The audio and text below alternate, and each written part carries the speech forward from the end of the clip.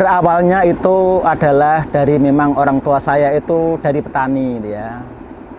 Dari petani, karena dari petani maka mau tidak mau kita harus untuk melestarikan padi kan gitu. Dimana padi adalah kebutuhan bahan pokok, mau tidak mau kita harus berurusan dengan beras. Untuk slab ini memang saya punya itu sekitar 10 tahunan Pak. Sekitar 10 tahunan itu. Sebenarnya kan slab ini adalah niat dari kami adalah jasa. Sebenarnya jasa. Jadi dari jasa-jasa orang menyelebkan di sini itu kita mendapat upah.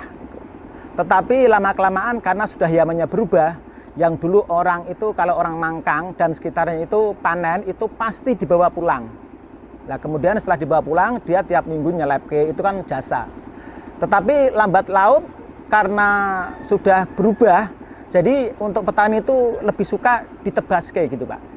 Jadi setelah itu maka mau nggak mau saya berbalik arah, yaitu bagaimana agar saya sendiri bisa menjual beras kan gitu. Akhirnya saya ikut kulaan beras, kemudian dari penebas-penebas itu saya beli, ya. Dari penebas-penebas itu saya beli, di PP sendiri, kemudian dijual sendiri.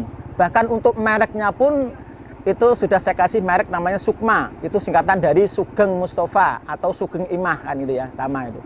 Itu Pak, untuk sementara gitu. Begini ya, sebenarnya saya itu sebenarnya memang pasnya itu di bisnis Pak. Karena saya sarjana ekonomi gitu ya. Jadi saya kenapa kok bisa guru juga? Karena itu ya di mana yang ada kesempatan ya itu yang masuk kan gitu ya. Jadi saya itu punya teman dulu itu juga bisnis di slab. Saya tanya ternyata kok enak gitu. Lah pas ada kebetulan ini saya manfaatkan. Ya memang awalnya memang sedikit sekali. Tapi yang penting kita jalan, tidak rugi, karyawan bisa membayar, itu sudah cukup gitu. Karena yang namanya rezeki kan dari sana, dari sini, dari sana kan gitu Pak. Dan alhamdulillah ini setelah saya pegang sekitar 10 tahun ini berjalan Pak.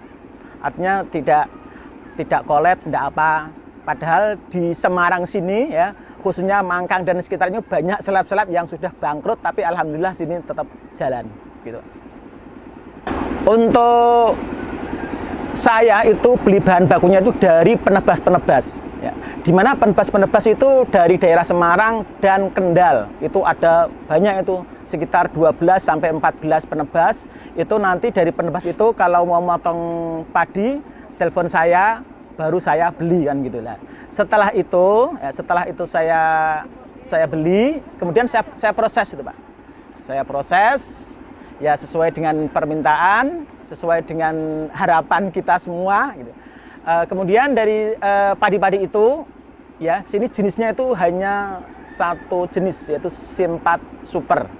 Nah, di mana Sempat Super itu banyak, ada yang dari Sadani, ada yang dari IR64 dan seterusnya itu.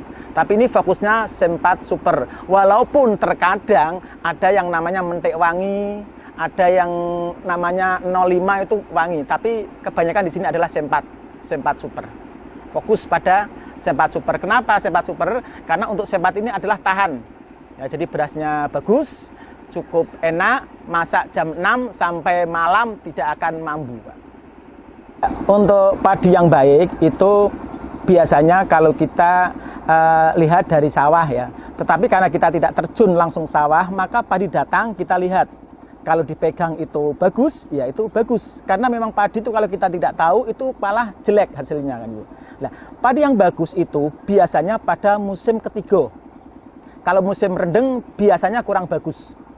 Jadi kalau musim penghujan itu karena kadar airnya terlalu banyak hama dan seterusnya, maka kurang baik. Tetapi kalau pas musim ketiga bahasanya itu pasti bagus dan beras juga pasti putih dan enak. Untuk suka dukanya, pertama adalah kalau kita sukanya pas pada waktu beras mahal, itu suka. Kenapa? Karena kalau beras mahal itu cepat ya, lakunya cepat. Kemudian kita tidak usah mencari konsumen, tapi konsumen datang sendiri. Tetapi kalau beras murah kita susah. Kenapa? Karena tidak laku-laku. Sama seperti sekarang ini termasuk beras murah ini. Makanya kalau beras murah itu kita untuk produksi 1,5 ton aja seminggu nggak habis. Tapi kalau mahal seminggu 3 ton bisa langsung habis itu, Pak. Nah, itu. Kemudian untuk kalau musim rendeng ini memang agak susah. Jadi ini kan musim rendeng ya. Kalau musim rendeng itu memang agak susah. Kenapa? Karena untuk faktor cost, faktor biayanya itu lebih mahal. Biasanya itu 2 hari sudah kering, kita tinggal giling. Tapi kalau musim rendeng itu bisa 4 hari, bisa 5 hari, kemarin bisa seminggu baru kering. Ini yang sangat sedih itu ya, dukanya itu. Jadi costnya lebih banyak karena musim rendeng, itu aja. Untuk dukanya ya, untuk dukanya biasa yang namanya orang bisnis itu biasa itu pasti ada ya. Untuk dukanya itu biasa ya dihapusi itu ya, dihapusi sama penebas, minta uang dulu 15 juta. Nah, sampai sekarang belum ngasih itu juga ada. Produknya beras sukma dari 2,5 kilo ya, kemasan 2,5 kilo, 5 kilo, kemudian 10 kilo dan 25 kilo. Kemudian untuk pas menghadapi COVID ini memang terus terang aja agak susah ya. Agak susah kenapa? Karena banyak orang yang dapat bantuan dari pemerintah. Yang dulunya seminggu 1,5 ton habis beras, sekarang belum habis. Memang berdampak sekali dengan adanya COVID ini. Mudah-mudahan nanti setelah COVID ini selesai bisa berjalan lebih baik, lebih lancar, dan untuk usaha sendiri bisa lebih baik gitu aja. Untuk produk saya itu larinya adalah dari kampung sini sekitarnya, kemudian dari kantin tiap minggu 1,5 ton, itu pasti. Tapi karena ada COVID ini separuhnya. Kemudian untuk kantor-kantor juga itu kita untuk promosinya adalah dari door to door, bahasanya itu. Kalau motivasi saya biar orang untuk berwirausaha itu memang harus ya. Kenapa?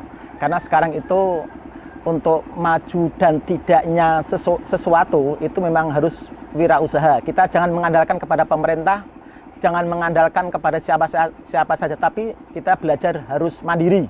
Kenapa? Terutama untuk usaha, karena dengan usaha itu maka kita tidak hanya mengandalkan orang lain, tapi kita bisa membantu orang lain, yaitu seperti bisa menyerap tenaga kerja, itu juga niatnya itu. Jadi kita jangan fokus pada mencari ya, tapi kita juga memberi.